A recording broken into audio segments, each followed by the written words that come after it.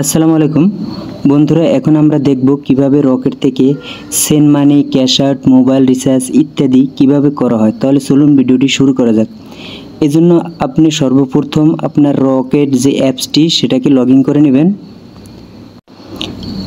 আর আপনার যদি rocket account না থাকে, অর্থাৎ বিকাশের মতো যদি আপনি রকেট অ্যাকাউন্ট না খুলেন, তাহলে আগে আপনার সেই রকেট অ্যাকাউন্টটি খুলতে হবে, তারপরে আপনি এই রকেট অ্যাপসটি ডাউনলোড করে লগ ইন করবেন।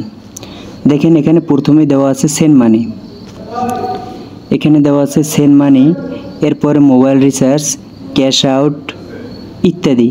এখানে আরও অনেক কিছু আছে, এগুলো আপনি দেখবেন। এখানে গ্যাস বিল, এরপরে ইন্স্যুরেন্স, এরপরে কারেন্ট বিদ্যুৎ বিল, সব কিছু আপনি এখান থেকে দিতে পারবেন। তো আমরা এখন প্রথমে দেখব সেন্ড মানি।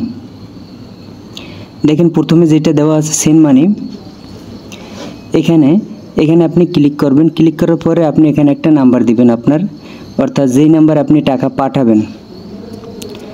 তো ধরুন আমি একটা নাম্বার দিছি, এরপরে আপনি এখানে কত টাকা পাঠাবেন, ধরুন আমি 200 টাকা দিই। হ্যাঁ, আমি 200 টাকা দিছি। এরপরে নেক্সট বাটনে ক্লিক করতে হবে। এরপর আপনি আপনার পিন নাম্বারটা দিবেন। পিন নাম্বারটা দিয়ে এখানে যে এটা আপনার এভাবে ভরাট করতে হবে, দেখতে পাচ্ছেন পুরোটা ভরাট করলে তারপরে টাকাটা চলে যাবে, কিন্তু আমি টাকাটা এখন পাঠাবো না। তো এরপরে দেখেন এখানে মোবাইল রিচার্জ, এখানে মোবাইল রিচার্জ উপরে ক্লিক করবেন। এরপর আপনি নাম্বার দিবেন, যদি আপনার রবি হয় রবি, গ্রামীণ হলে গ্রামীণ। ধরুন আমি গ্রামীণ, এটা এখানে নাম্বার দিছি। যদি আপনি টাকা দেন, ধরুন 20 টাকা অথবা 50 টাকা, এখন শুধু ভরাট করলেই হয়ে যাবে। এটা সেম পিন নাম্বারটা দিয়ে আগের মতো এটা একটু ভরাট করলে টাকাটা চলে যাবে। তো আমি এখানেও টাকা পাঠাবো না, জাস্ট আপনাদের দেখানোর জন্য বলছি। এরপরে সেখানে ভয়েস, তারপরে ইন্টারনেট বান্ডিল, অর্থাৎ এখানে মিনিট থাকবে, ইন্টারনেট থাকবে।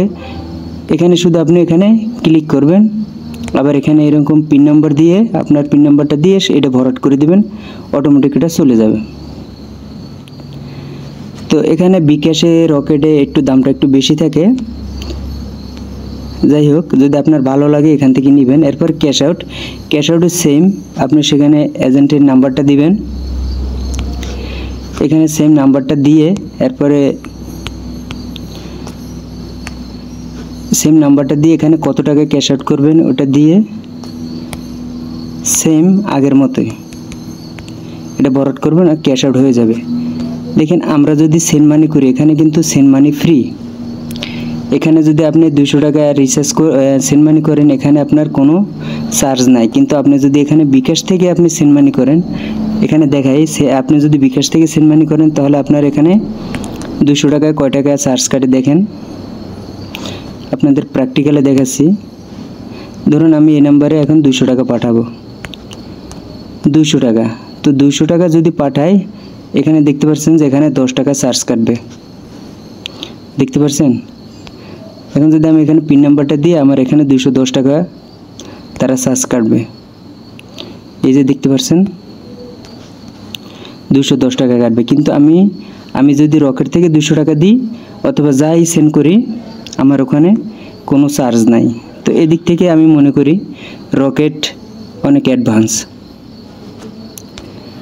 এখানে বিকাশের যে ফ্যাসিলিটি যেগুলো আছে সবগুলোই রকেটের ভিতরে আপনি পাবেন। তো যাই হোক বন্ধুরা, আজকের ভিডিওটা এই পর্যন্ত। সবাই ভালো থাকবেন।